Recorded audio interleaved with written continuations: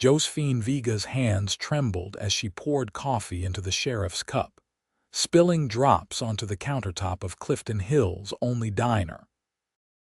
The year was 1876, and the Colorado mining town had been her home for merely 3 weeks. 3 weeks of sidelong glances and whispered mockery that followed her like a shadow. "Careful there, Miss Vega," Sheriff Tanner said, not unkindly. "Wouldn't want you burnin' those little hands of yours." She forced a smile, all too aware of the snickers from the table of miners nearby. Her small hands, delicate as a child's despite her 22 years, had been a source of ridicule her entire life. In Clifton Hill, where hard labor and rugged self-sufficiency were valued above all, they seemed to mark her as particularly unsuited for frontier life. "Yes, sir. Sorry, sir." She tucked her hands into her apron pockets as she backed away from the table, a habit born of years of trying to hide them from view. The bell above the diner door jingled, and Josephine's gaze automatically shifted toward the sound. The man who entered removed his hat in a fluid motion, revealing sun-streaked brown hair that curled slightly at the ends. Dust covered his clothing from the trail, but there was something in his straight-backed posture that commanded respect despite his travel-worn appearance. "Vaughn," Sheriff Tanner called out. "Thought you were still down Arizona way." The stranger Vaughn nodded in greeting. "Got back yesterday. Delivered the Harrington boys to Yuma prison as contracted." Josephine couldn't help staring. A bounty hunter, then? She'd heard tales of men who tracked outlaws for reward money, but she'd never met one in person.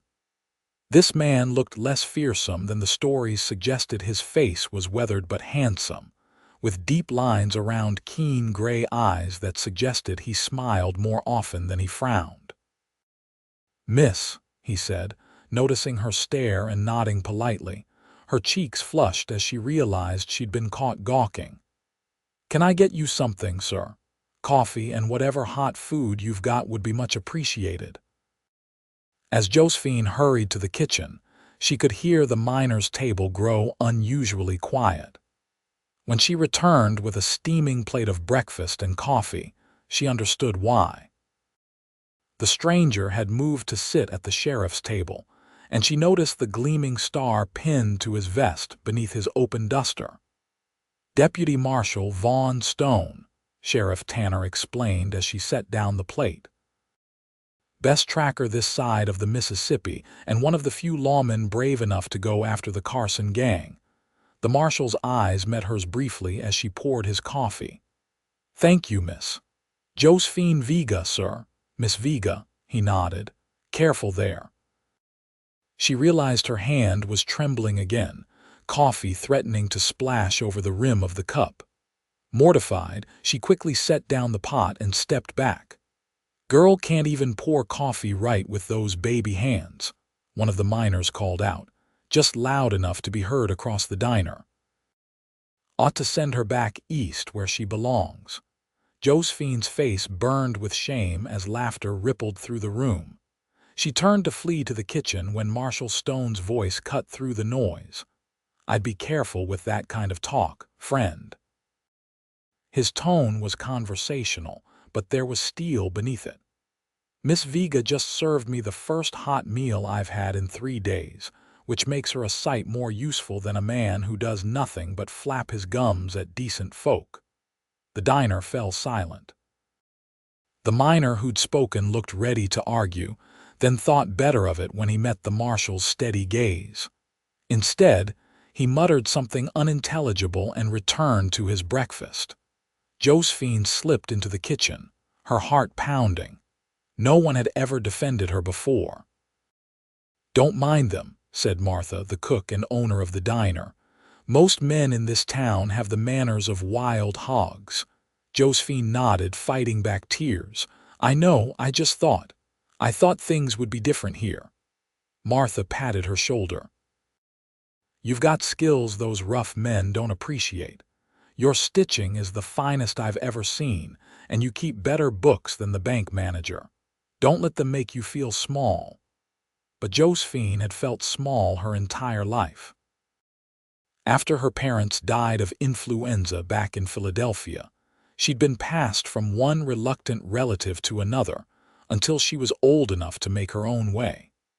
She'd come west because a distant cousin in Denver had written about opportunities for women in the growing towns of Colorado.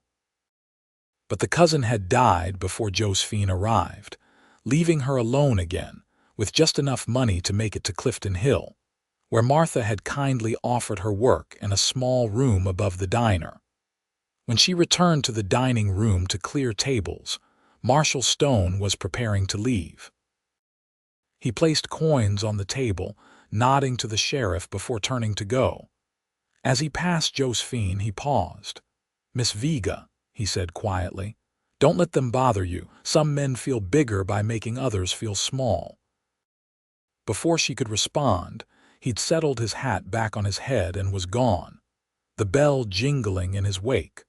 Over the next few days, Josephine saw the marshal occasionally around town.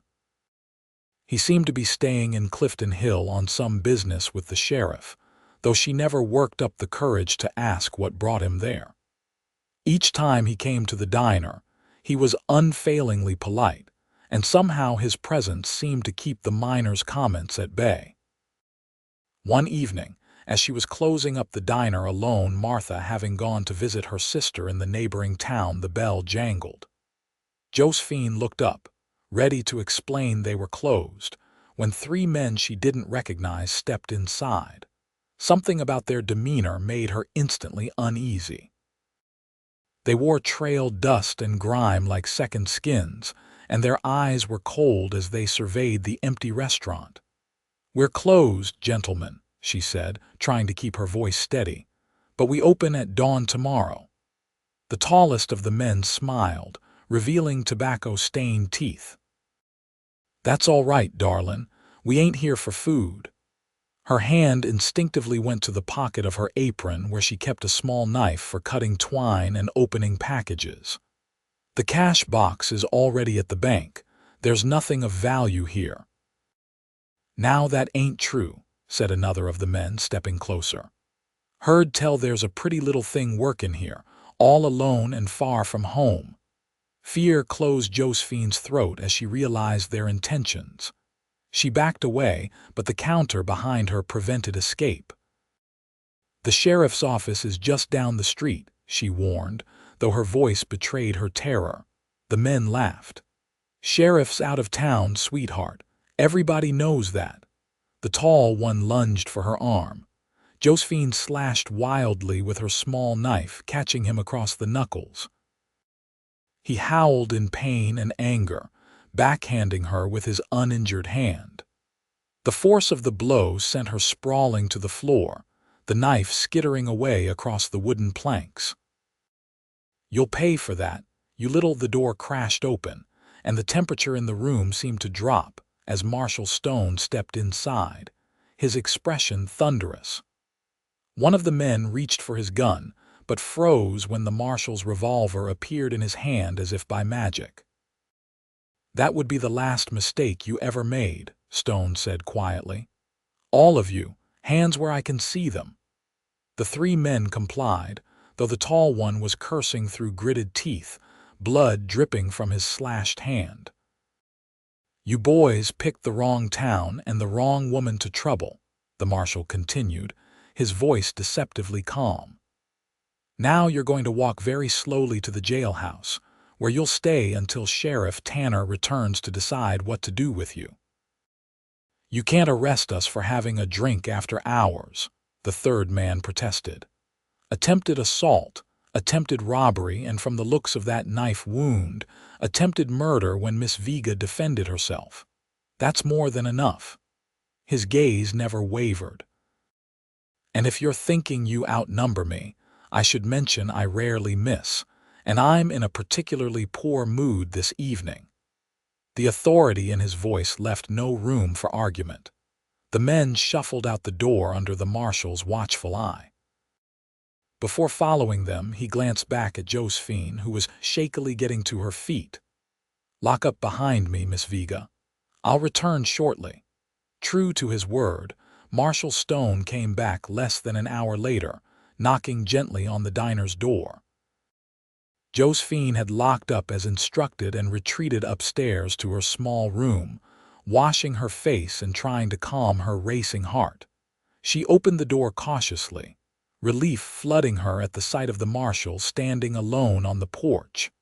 "May I come in?" he asked. "Just to make sure you're all right."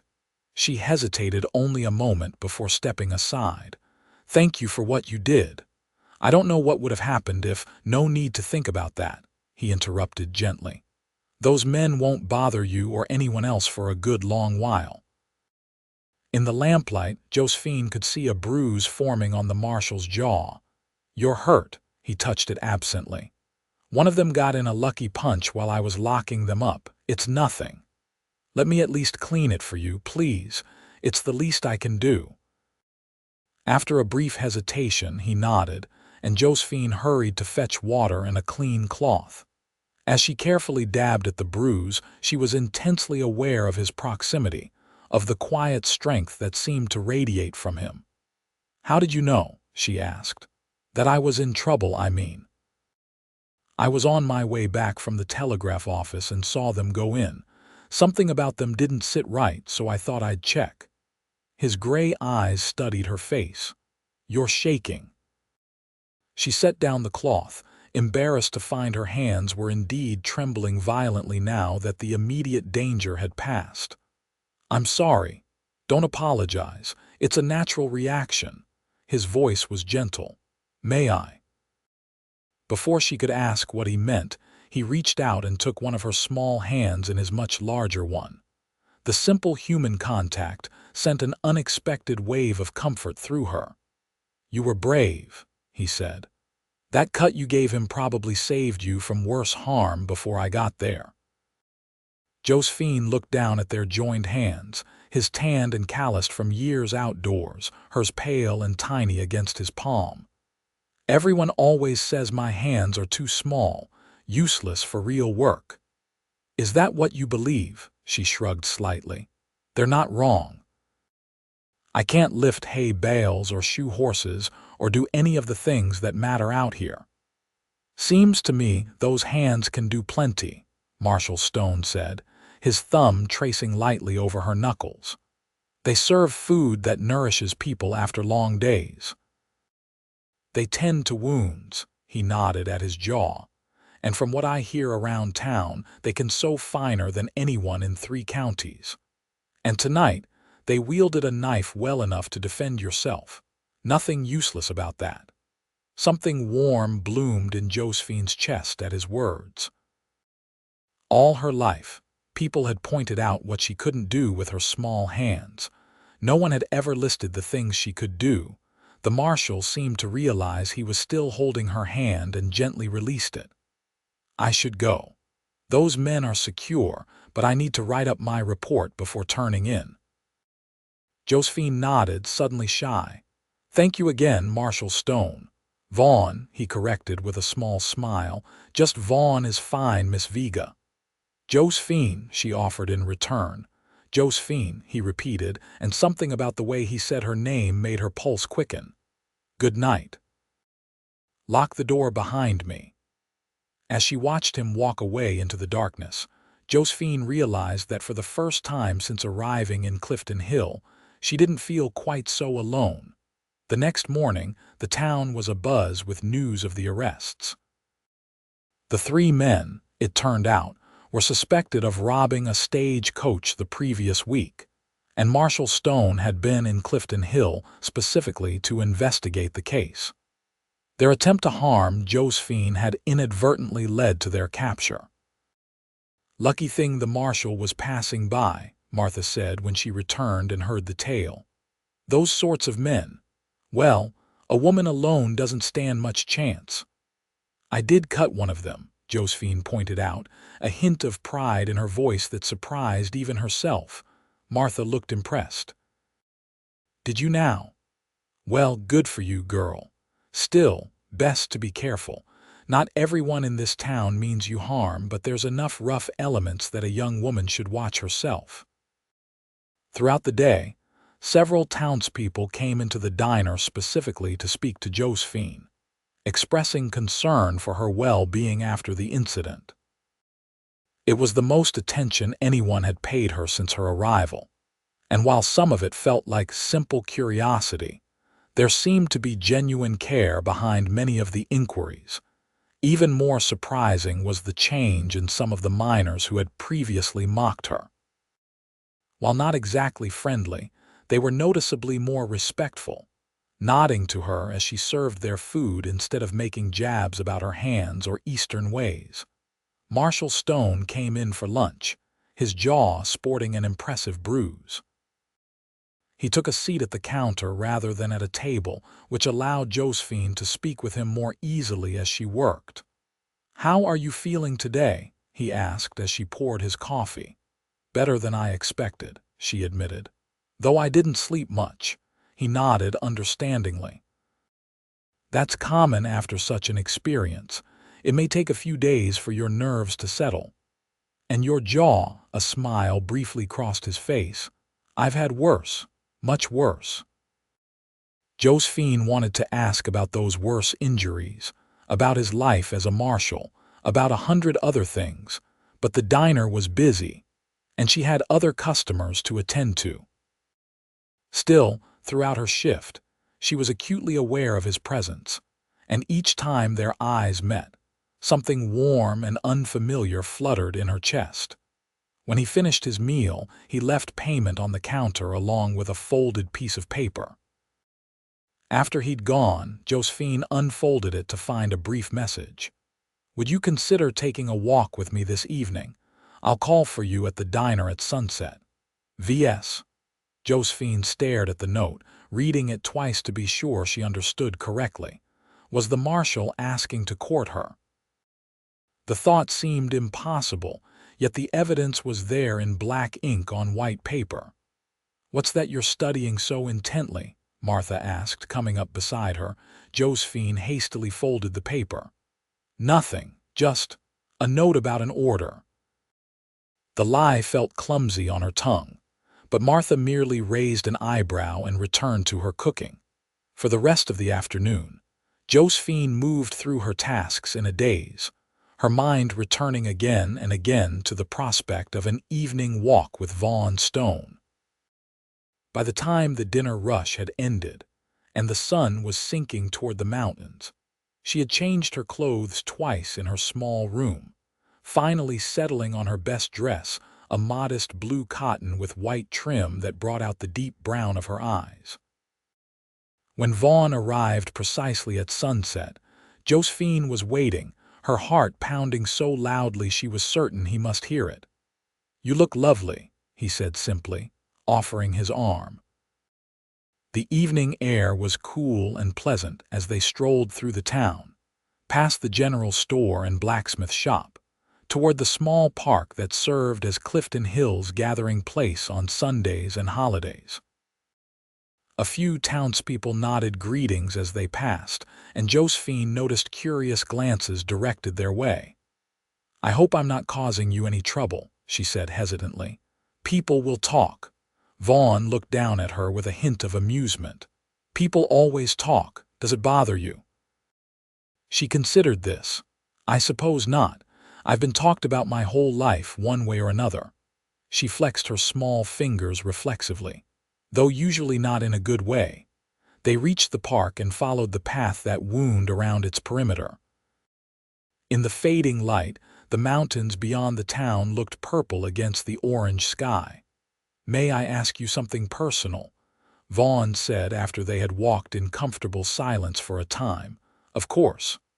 "Why did you come west? You don't seem like most of the women who make this journey." "You're educated, refined. Life is harder here than in the East." Josephine sighed softly. "I had nowhere else to go. After my parents died, I lived with various relatives, none of whom particularly wanted the burden of another mouth to feed. When I turned 21, my uncle in Philadelphia made it clear it was time for me to make my own way." She paused. I had a cousin in Denver who wrote that there were opportunities here for women willing to work hard teaching positions, clerical jobs, even businesses that women could run. By the time I arrived, she had passed away from fever. I'm sorry, Vaughn said quietly. The last of my money got me as far as Clifton Hill. Martha needed help at the diner and offered me room and board along with modest wages. It wasn't what I'd planned, but it was a start. They had reached a bench overlooking the town below. Vaughn gestured to it, and they sat, the last rays of sunlight gilding the buildings of Clifton Hill. "And what had you planned?" he asked. Josephine looked down at her hands, folded in her lap. "I thought perhaps I might teach. I've always loved books, and I was fortunate to receive a good education despite my circumstances. Or perhaps work as a seamstress. I've been told my stitches are fine enough for the most particular ladies in Philadelphia. Why haven't you pursued those things here? The town already has a teacher, and as for sewing," she shrugged slightly. "I've done some mending for Martha and a few others, but most people here need practical, sturdy clothes, not fine dresses. And besides, who would trust these hands to create anything worthwhile?" The bitterness in her voice surprised even herself. Vaughn was silent for a moment. Then, to her astonishment, he reached over and gently took one of her hands in his, turning it palm up in the fading light. "These hands," he said softly, "are perfectly formed for delicate work that clumsy oafs like me could never manage. Do you know how many people in towns like this desperately need someone with your skills? Not just for fancy dresses, but for intricate repairs to cherished items, for creating beautiful things in a place where beauty is scarce, for the touch of a gentle hand on a fever-stricken child's brow." His thumb traced the lines of her palm, and Josephine felt a shiver run through her that had nothing to do with the evening chill. "You have nothing to be ashamed of," Vaughn continued. "Nothing at all." Then, to her complete amazement, he raised her hand to his lips and placed a soft kiss in the center of her palm. "They fit mine perfectly," he said quietly, closing her fingers over the spot his lips had touched, as if helping her to keep the kiss safe. Josephine stared at him, speechless. In that moment, with the last light of day painting the world in gold and shadow, she felt something shift inside her, a lifelong conviction of her own inadequacy beginning to crack and fall away. "Why are you being so kind to me?" she finally managed to ask. Vaughn's expression was serious as he looked at her. "Because from the first moment I saw you in that diner, trying so hard to be invisible while carrying yourself with quiet dignity, I wanted to know you better. And everything I've learned since then has only strengthened that desire." "You barely know me." "I know enough," he said simply. "I know you're brave and resilient. I know you're kind to people who don't deserve it. I know you've faced hardship without letting it break your spirit."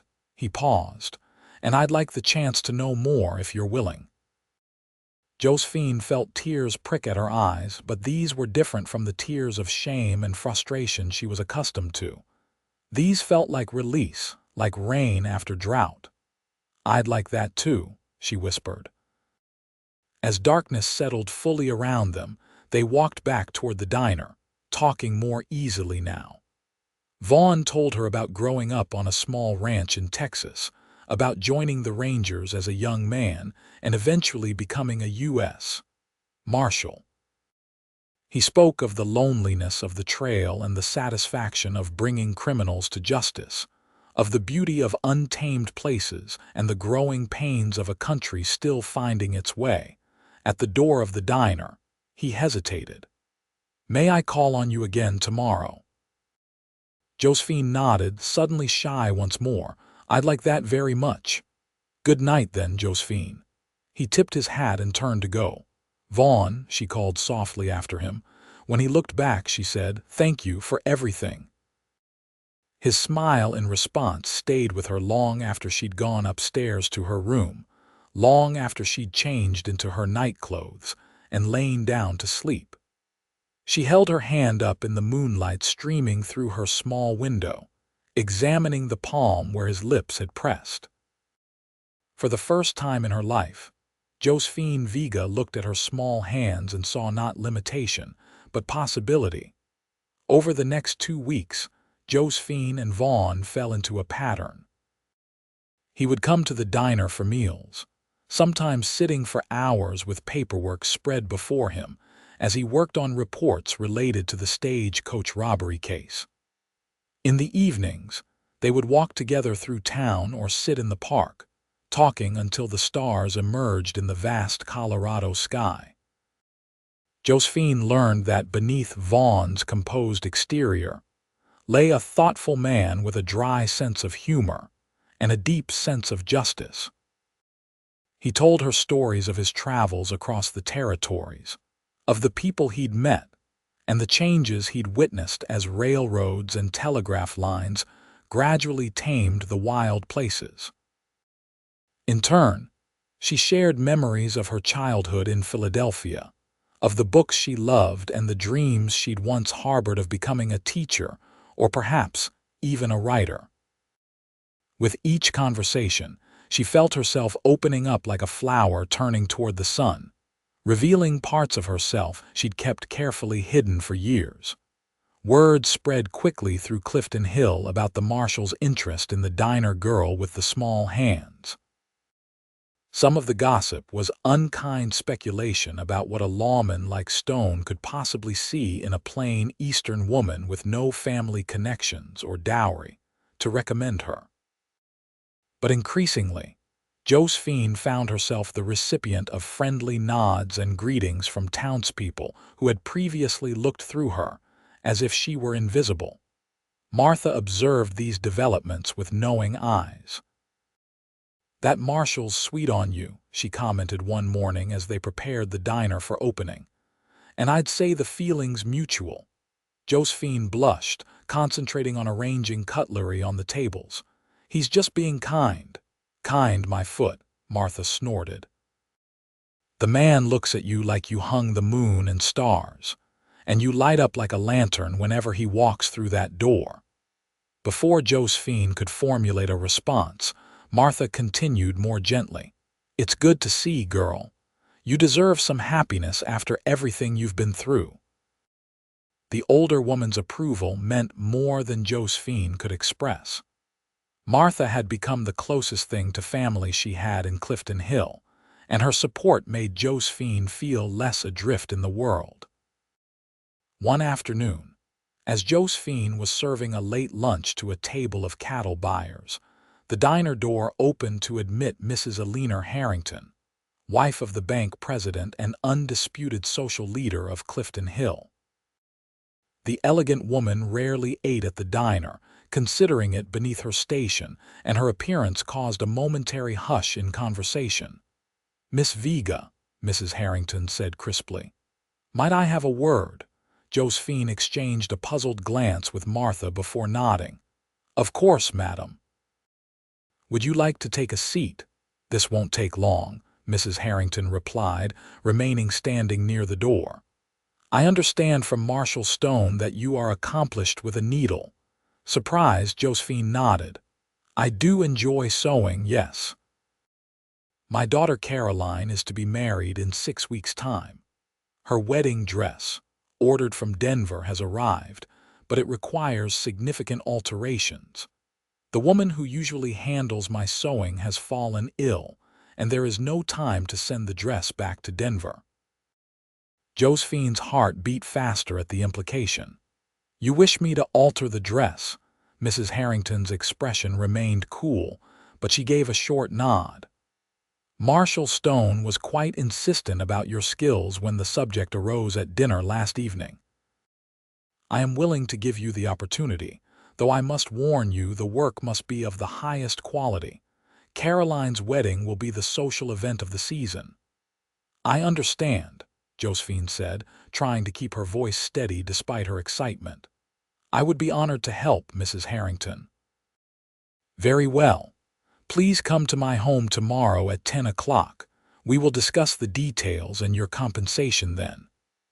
With a final appraising look, Mrs. Harrington turned and left the diner as abruptly as she had entered. As soon as the door closed behind her, Martha let out a low whistle. "Well, I'll be. Eleanor Harrington asking for your help. Wonders never cease." "Vaughn must have spoken to her about me," Josephine said, still stunned by the interaction. "And she listened," Martha pointed out. "That's the remarkable part. The Harringtons don't normally pay any mind to recommendations concerning people below their social circle." "What if I can't do it?" Josephine suddenly worried. "What if my work isn't good enough for someone like Mrs. Harrington?" Martha placed her hands firmly on Josephine's shoulders. "Now you listen to me. I've seen your mending, the way you can make a torn shirt look brand new with stitches so fine they're practically invisible. If anyone in this town can handle a fancy wedding dress, it's you."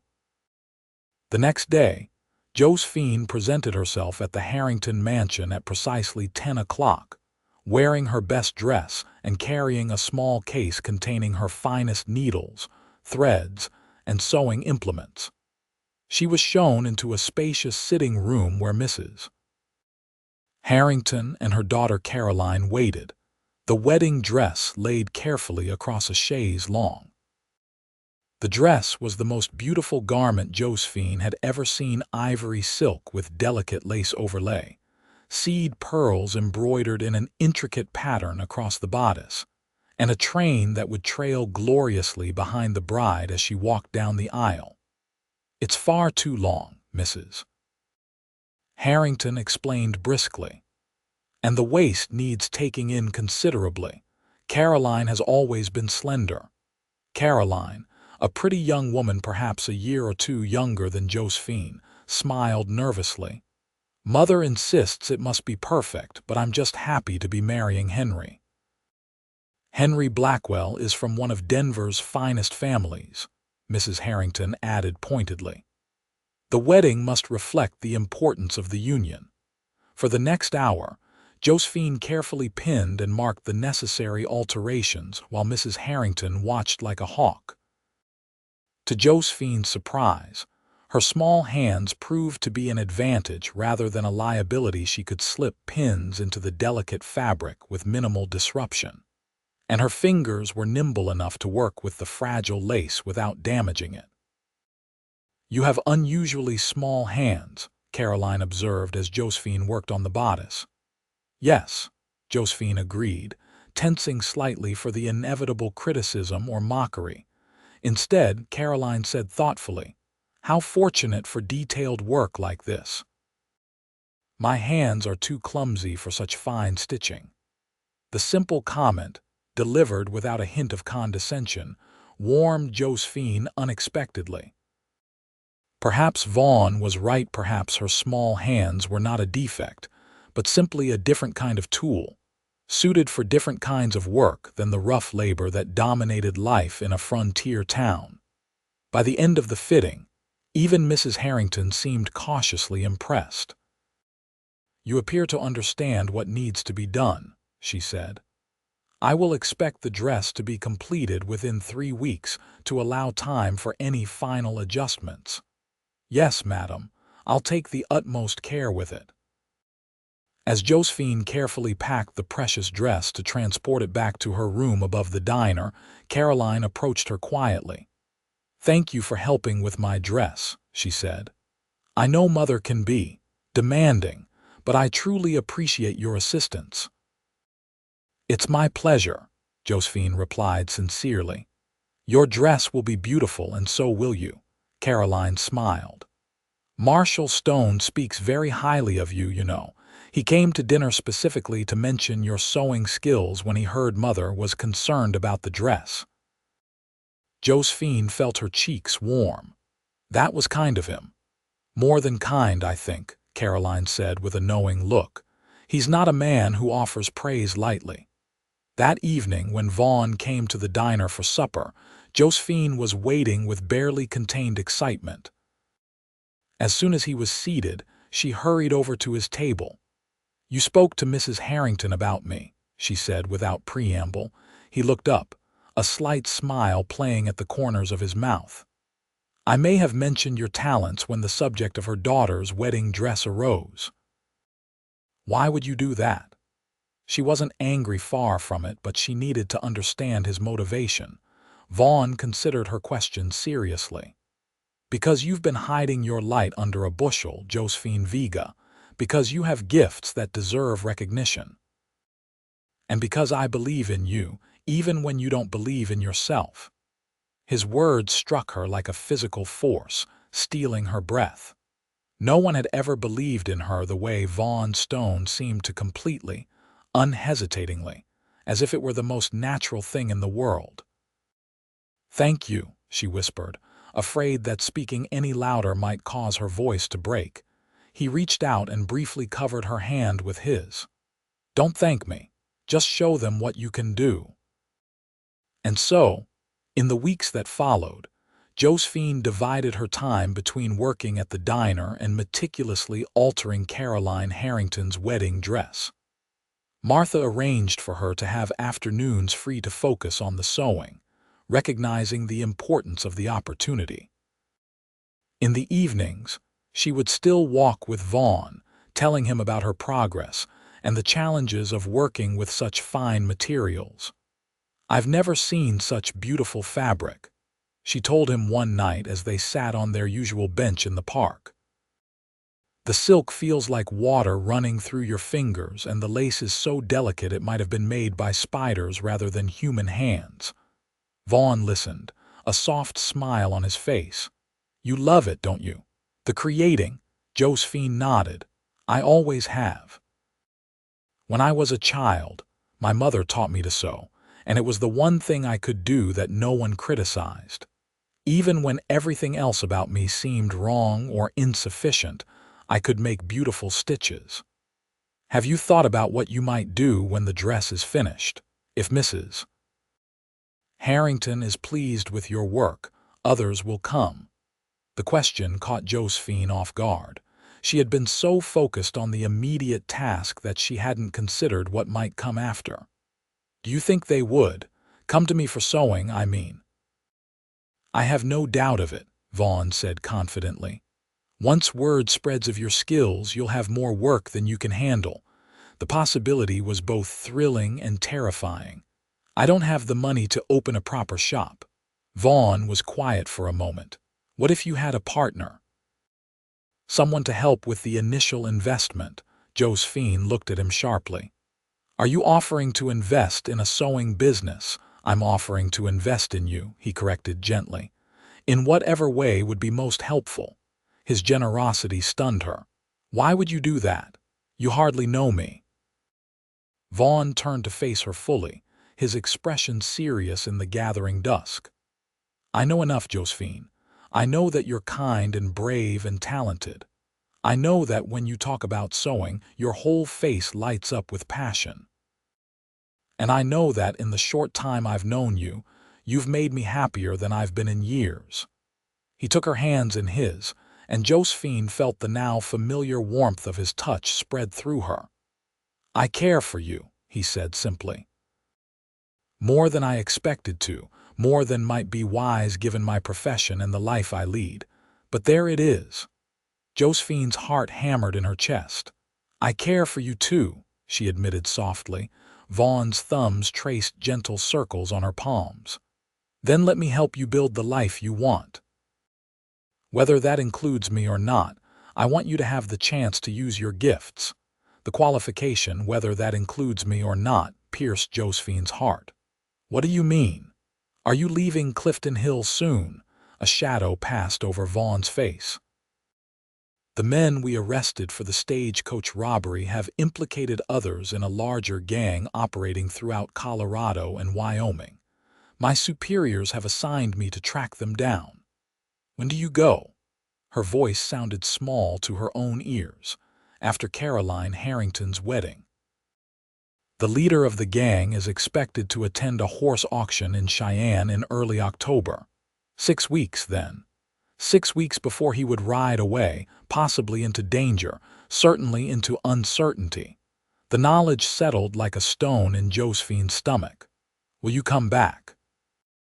she asked, the question escaping before she could stop it. Vaughn's gaze held hers steadily. "If I have reason to." The implication was clear. He was offering her a choice, a chance to give him that reason, or to let him go without entanglement. It was more consideration than anyone had ever shown her before, this freedom to decide her own fate without pressure. Josephine took a deep breath. "I'm not very good at being brave," she confessed. "I've spent most of my life trying not to be noticed, trying to take up as little space as possible in the world." "I've never met anyone braver," Vaughn countered. "It takes courage to leave everything familiar behind and start over in a strange place. It takes courage to face mockery with dignity. It takes courage to defend yourself against armed men with nothing but a small knife and your wits." His faith in her was humbling. Josephine looked down at their joined hands, her small ones enveloped in his larger ones, and felt a certainty she had rarely experienced before.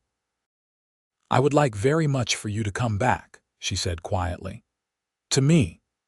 The smile that spread across Vaughn's face was like sunrise breaking over the mountains.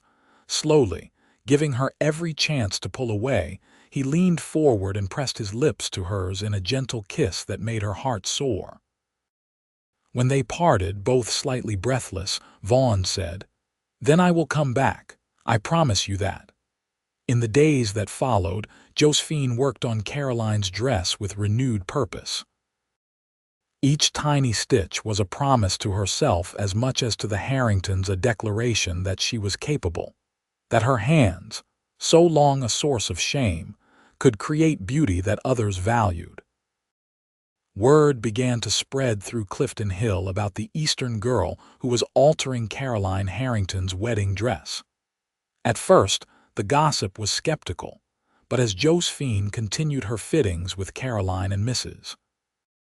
Harrington expressed cautious approval of the work in progress.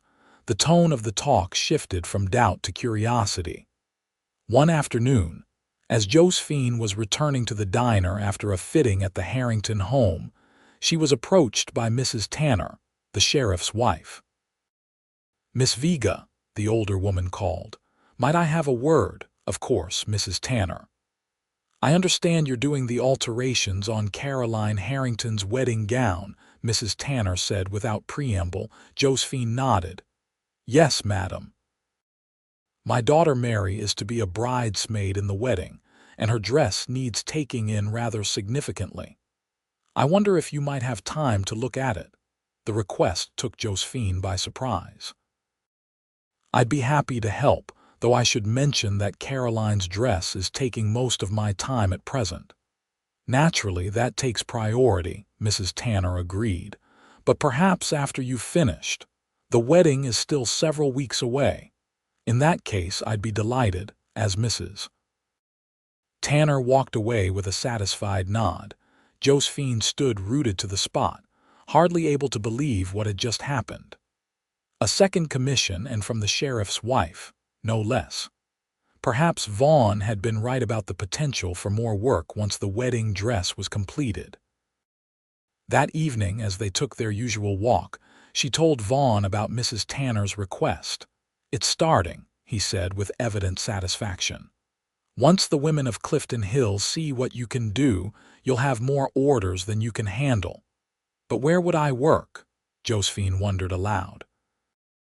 "My room above the diner is too small for a proper sewing space, and I can hardly ask clients to climb those narrow stairs for fittings." Vaughn was quiet for a moment, then said casually, "There's a small storefront available on Pine Street, next to the milliner's shop." Josephine stopped walking to stare at him. "How do you know that?" "I may have inquired about available properties in town," he admitted, "just to know what the options might be." The thought that he had been making such practical plans on her behalf touched Josephine deeply. "Even a small shop would require more money than I have," she pointed out, "and I couldn't ask you to invest so much without any certainty of return." What if it wasn't just an investment? Vaughn asked, his voice taking on an intensity that made her pulse quicken. What if it was a beginning? A beginning of what? Instead of answering directly, Vaughn reached into his pocket and pulled out a small velvet pouch. I had planned to wait until after the wedding, but perhaps now is the right time after all. With a sense of unreality, Josephine watched as he opened the pouch and tipped a ring into his palm, a simple gold band set with a small but perfect sapphire. "Josephine Vega," he said, his voice steady despite the emotion evident in his eyes. "I know we haven't known each other long, but some things don't require time to be certain. I love your courage, your kindness, your talent, and your heart. I want to build a life with you, to give you the security and freedom to pursue your dreams, to stand beside you through whatever comes." He took a deep breath. "Will you marry me?" Josephine felt as though the world had stopped turning. This man, this good, honorable, perceptive man, was offering her not just his heart but a future brighter than any she had dared to imagine for herself. "But your work," she whispered. "You travel constantly. How could we have a life together?" "I've been considering that," Vaughn said. "I've been offered a position as the permanent marshal for Clifton Hill and the surrounding county. Less exciting than tracking outlaws across territories, perhaps, but it would mean a stable home, regular hours, and far less danger. You would do that. Give up the work you love." His smile was tender as he reached out to touch her cheek. "I wouldn't be giving up anything that matters, Josephine, and I would be gaining everything I never knew I wanted until I met you." Tears filled Josephine's eyes, but they were tears of joy, of disbelief that such happiness could be hers. "Yes," she said, her voice catching. "Yes, I will marry you, Vaughn Stone." His face lit with such joy that Josephine felt her heart might burst from the beauty of it. Gently, he slipped the ring onto her finger, where it caught the last rays of the setting sun. "It fits perfectly," he murmured, raising her hand to his lips. "Like my hand in yours," Josephine replied softly.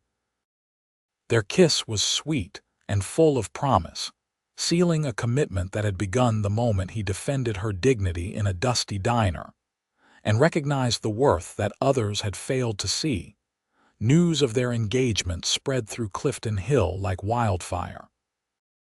Some expressed surprise that the handsome marshal would choose the quiet Eastern girl with the small hands, but others who had observed their growing closeness nodded with approval, remarking that they made a well-matched pair, his strength complementing her gentleness, her refinement balancing his frontier roughness. Martha was unabashedly delighted. "I knew it," she declared when Josephine showed her the ring. "The way that man looked at you, it was only a matter of time." "You're not surprised?" Josephine asked, still somewhat dazed by the sudden turn her life had taken. "Surprised?" "Girl, I've been expecting this since the day he stood up for you against those miners. A man doesn't defend a woman's honor like that unless he sees something special in her." Martha patted Josephine's hand. "You deserve this happiness, child. Don't you doubt it for a minute. Even Mrs. Harrington, when informed of the engagement during a fitting for Caroline's dress, offered her reserved congratulations. "Marshal Stone is a man of excellent character and position," she said with a nod of approval.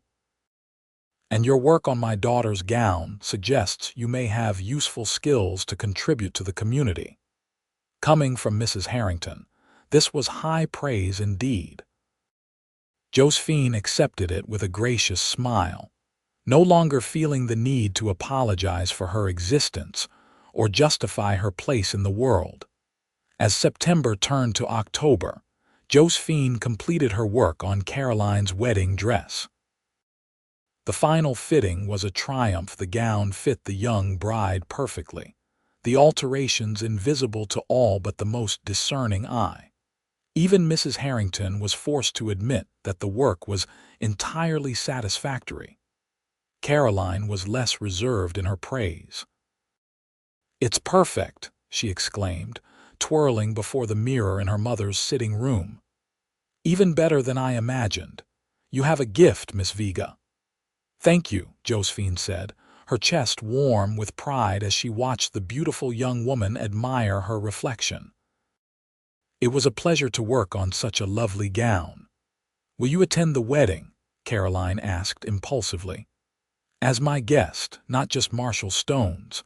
I would very much like you to see the dress in its full glory as I walk down the aisle." The invitation, offered with such genuine warmth, touched Josephine deeply. "I would be honored." The day of Caroline's wedding dawned clear and crisp, the aspens in the surrounding mountains a blaze of golden yellow against the evergreen pines. The entire town of Clifton Hill seemed to turn out for the event, the women in their finest dresses, the men uncomfortably formal in suits rarely worn except for weddings and funerals. Josephine wore a new dress that she had sewn herself, a deep blue silk that complemented the sapphire in her engagement ring. As she and Vaughn entered the church, she was conscious of curious glances and whispered comments, but for once, the attention didn't make her want to disappear. With Vaughn beside her, his hand warm and supportive at the small of her back, she felt equal to any scrutiny. The ceremony was beautiful, Caroline radiant in the gown that Josephine had so carefully altered. When the bride processed down the aisle, the gasps of appreciation from the assembled guests included murmurs about the exquisite fit of the dress, comments that made Josephine's heart swell with quiet pride. At the reception that followed, Josephine was surprised to find herself approached by several women who complimented her work and discreetly inquired whether she might be available for other sewing commissions. By the end of the evening, she had tentative arrangements to alter 3 dresses and create a christening gown for an expected baby. "You see," Vaughn said as they walked home under a canopy of stars, "what did I tell you about hiding your light?" Josephine laughed, a sound of pure joy that seemed to rise from her very soul. "You were right," she admitted, "about everything." "Not quite everything," he corrected, drawing her close as they walked. "I was wrong about how long it would take me to fall in love with you. I thought it might be weeks or months before I was certain. Instead, it took days." Josephine rested her head against his shoulder, marveling at the turn her life had taken. "When do you leave for Cheyenne?" The question held less fear now, tempered by the certainty of his return and the future they would build together. "Tomorrow morning," Vaughn replied, "but I'll be back within 2 weeks, 3 at the most. And then we begin," he said simply. "I've spoken to Reverend Adams. He's available to marry us on the first Saturday in November if that suits you." Josephine's heart leaped at the nearness of the date. "So soon?" Vaughn stopped walking, turning to face her in the moonlight. "Unless you wish for more time to prepare. I don't want to rush you, Josephine." She shook her head, smiling up at him. "No, November sounds perfect." While Vaughn was away in Cheyenne, Josephine threw herself into preparations not just for their wedding but for the life that would follow. With Martha's blessing, she gave notice at the diner, though she promised to help until a replacement could be found. With part of her earnings from the Harringtons and the other commissions that had followed, she made a down payment on the small storefront Vaughn had mentioned. The space was dusty and in need of repairs, but it had good light from large front windows and enough room for a counter, a fitting area, and a workspace for her sewing. Each day after finishing at the diner, Josephine would spend hours cleaning and organizing the shop, imagining how it would look when completed. Mrs. Tanner proved an unexpected ally in these efforts. When she came for a final fitting of her daughter's bridesmaid dress, she noticed Josephine's exhaustion and inquired about the cause. "You're attempting to ready a shop while still working full-time?" she asked incredulously. My dear, that's too much for one person, especially with a wedding to plan as well. Before Josephine could protest that she was managing fine, Mrs. Tanner had declared that she would organize a work party to help prepare the shop. 2 days later, Josephine arrived to find the sheriff's wife directing a group of women in washing windows, sweeping floors, and hanging curtains that someone had sewn overnight. "We take care of our own in Clifton Hill," Mrs. Tanner explained when Josephine tried to thank her. "And you're one of us now or will be officially when you marry our marshal." By the time Vaughn returned from Cheyenne, the shop was ready to open. He stood in the doorway, taking in the transformation with evident pride. "It's perfect," he declared, pulling Josephine into his arms. "Just as I imagined it would be." "Did you catch the outlaws?" she asked, noting the weariness in his face despite his smile. "We did. It wasn't easy and there were some tense moments, but they are in custody now." He touched her cheek gently. "I missed you every minute, and I missed you." She reached up to touch a small cut above his eyebrow that hadn't been there when he left. "You were hurt." "It's nothing," he assured her. "A scratch, nothing more." But Josephine saw in that small wound a reminder of the dangers he faced in his work, dangers he was willing to reduce but could never fully eliminate by taking the position in Clifton Hill. The thought sobered her, even as she rejoiced in his safe return. "What will you call it?" Vaughn asked, gesturing to the blank sign above the shop door. Josephine hadn't decided yet. "I'm not sure. Something simple, I think. Josephine Vega, seamstress, perhaps." "How about Josephine Stone, seamstress?" he suggested with a smile. After all, the shop won't open until after the wedding. The sound of her future name sent a thrill through Josephine. "Josephine Stone," she repeated softly.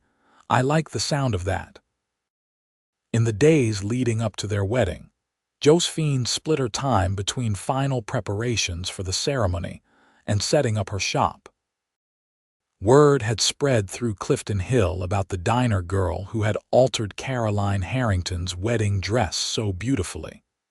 And Josephine found herself with a growing list of commissions, even before her official opening. The wedding itself was simpler than Caroline's grand affair, but no less meaningful for its modesty. They were married in the same church, with Martha standing up for Josephine and Sheriff Tanner for Vaughn. Josephine wore a dress she had made herself, ivory satin with delicate embroidery that showcased her finest stitching, and carried a bouquet of late autumn wildflowers tied with blue ribbon. When Reverend Adams pronounced them husband and wife, and Vaughn kissed her with such tenderness that tears sprang to her eyes, Josephine felt that her heart might burst from happiness. This man, this good, honorable man who had seen value in her when others saw only shortcomings, was now her husband, her partner in life's journey. The reception was held at the hotel dining room, decorated with pine boughs and candles against the November chill. It seemed to Josephine that the entire town had turned out to celebrate with them, even those who had once mocked her small hands and Eastern ways. As they danced together for the first time as husband and wife, Vaughn held her close, his cheek resting against her hair. "Happy," he murmured. "More than I ever thought possible," she replied honestly. Later, as the celebration continued around them, they slipped away for a moment of quiet on the hotel's small balcony. The night was cold but clear, stars scattered like diamonds across the velvet sky. "I have something for you," Vaughn said, reaching into his pocket. "A wedding gift." He handed her a small package wrapped in plain paper. Curious, Josephine unwrapped it to find a beautiful silver thimble, intricately engraved with a pattern of tiny flowers. "It was my mother's," Vaughn explained. "She was a fine seamstress too, though she sewed out of necessity rather than art. She would have loved you, Josephine." Josephine slipped the thimble onto her finger where it fit perfectly, "Thank you," she whispered. "I'll treasure it." Vaughn took her hand, the silver thimble glinting in the moonlight. "Your hands may be small," he said softly, "but they're strong and skilled and gentle. They're perfect, Josephine, just as you are." He raised her palm to his lips once more, a gesture that had come to mean so much between them. "They fit mine," he said, enfolding her hands in his, "just as you fit in my life, in my heart." In that moment, standing under the vast Colorado sky with the man who had taught her to value herself, Josephine knew that she had found not just a husband, but a home, a place where she belonged completely, where her small hands were not a source of mockery but a gift to be celebrated. "I love you, Vaughn Stone," she said simply. His smile was as warm as summer sunshine. "And I love you, Josephine Stone, now and always." The years that followed that November wedding were filled with more joy than Josephine had ever dared to hope for. Her sewing shop, Stone's Fine Stitchery, became a fixture in Clifton Hill, drawing clients not just from town but from surrounding communities as well. Women would travel for miles to have Josephine alter a special dress or create a christening gown for a new baby, her reputation for exquisite workmanship spreading through Colorado like ripples in a pond. Vaughn settled into his role as the town's marshal with the same quiet competence he brought to everything. While the position was indeed safer than his previous work, it wasn't without its challenges. Clifton Hill, like all frontier towns, had its share of troublemakers and desperate characters passing through. But Vaughn's reputation as a former U.S. Marshal who had helped bring down the Carson gang meant that most potential miscreants thought twice before causing problems in his jurisdiction. Their home, a small but comfortable house on the edge of town, became a haven for both of them. Josephine filled it with touches of beauty curtains she had sewn from fabric ordered from Denver, quilts pieced together in the quiet winter evenings, wildflowers gathered from the surrounding hills during the brief mountain summer. Vaughn built furniture with his own hands, a dining table where they shared meals, bookshelves to hold Josephine's beloved books, a rocking chair where she sat to do her finest stitching in the clear light from the front window. In the spring following their wedding, Josephine discovered she was expecting their first child. The news filled her with both joy and trepidation: joy at the prospect of creating a family with Vaughn, fear at the thought of the dangers of childbirth, especially in a frontier town far from the medical facilities of the East. Vaughn shared her concerns but met them with his characteristic calm confidence. "We'll take every precaution," he promised. "Dr. Wilson is experienced, and I've already arranged for a midwife from Denver to come stay with us for the last month before the birth." His thoroughness and care eased Josephine's fears somewhat, but as her body changed and the child grew within her, she found herself plagued by a new worry. "What if our baby inherits my hands?" she asked one evening as they sat by the fire, her sewing forgotten in her lap as she watched Vaughn clean his revolver, a nightly ritual that had become as familiar to her as the sound of his breathing beside her in the darkness. "What if our child is mocked as I was?" Vaughn set aside his work and moved to kneel before her chair, taking her small hands in his. "Then our child will have a mother who understands and parents who will teach him or her to see those hands as a gift, not a burden," he said gently. "And the world is changing, Josephine. What was seen as a liability in our youths may be recognized as an asset for our children." His words comforted her, as they always did. In the years since their meeting, Josephine had grown stronger in her self-acceptance, but old doubts sometimes resurfaced, especially in moments of vulnerability. As her pregnancy progressed, Josephine continued to work in her shop, though she gradually reduced her hours as the birth approached. The women of Clifton Hill, many of whom had become friends rather than merely clients, brought gifts for the coming baby, tiny handmade garments, a cradle passed down through generations, soft blankets for the Colorado winters. In late October, with the aspens turned gold and the first snow dusting the highest peaks, Josephine went into labor. The birth was long and difficult, testing her strength to its limits. But with Vaughn by her side, holding her hand and whispering encouragement, and the skilled midwife directing her efforts, Josephine finally gave birth to a healthy son just as dawn broke over the mountains. "He's perfect," Vaughn whispered, tears unashamedly tracking down his face as he held their son for the first time.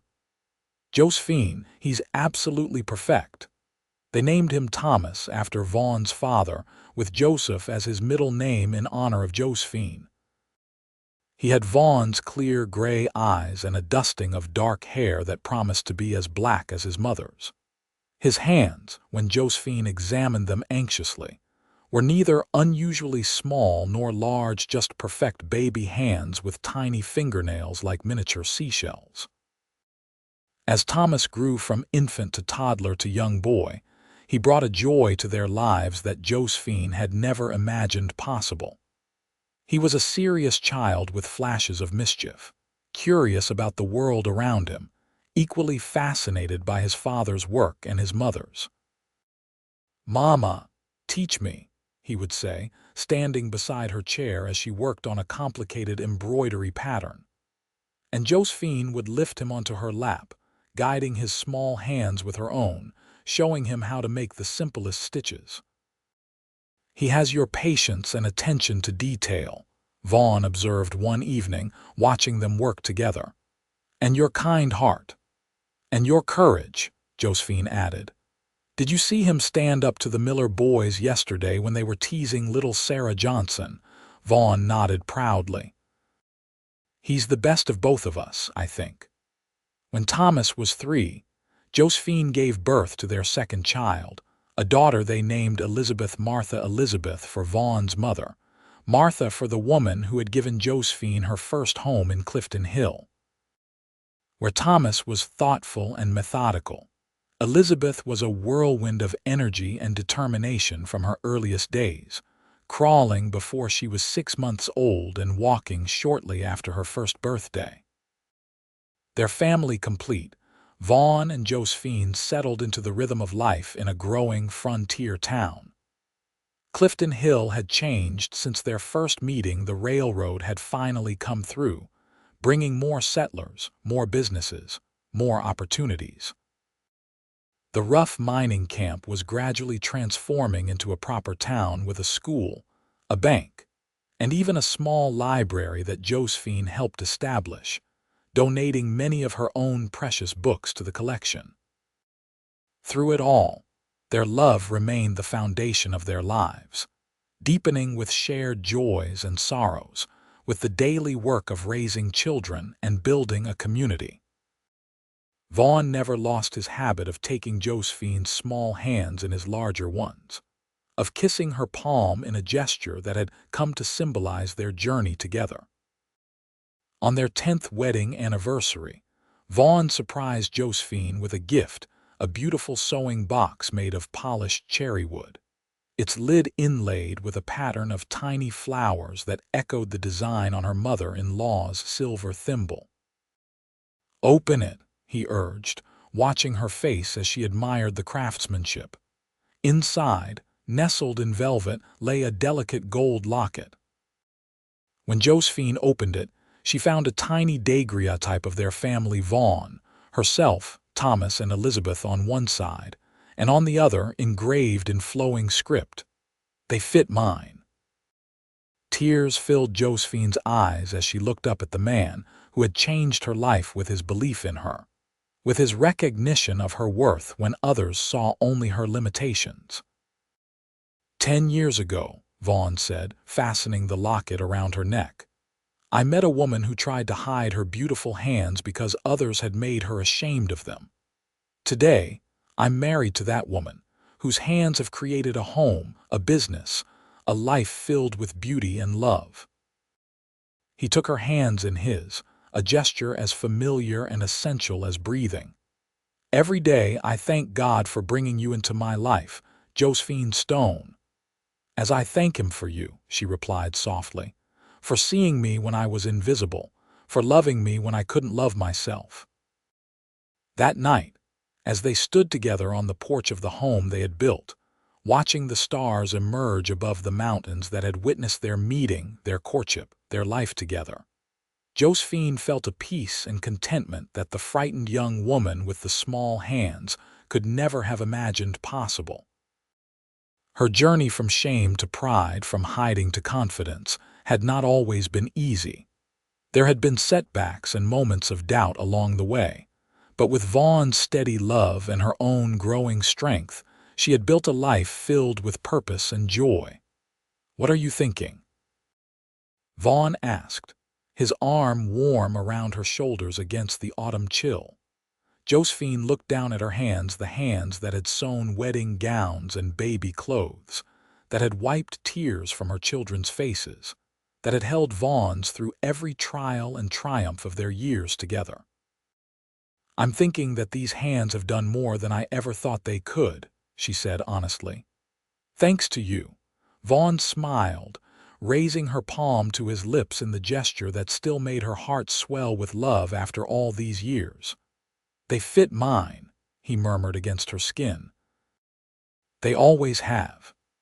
And as the stars wheeled above them and the lights of Clifton Hill twinkled below, Josephine knew that she had found her place in the world not despite her small hands, but because of them, and because of the man who had seen their worth when she could not.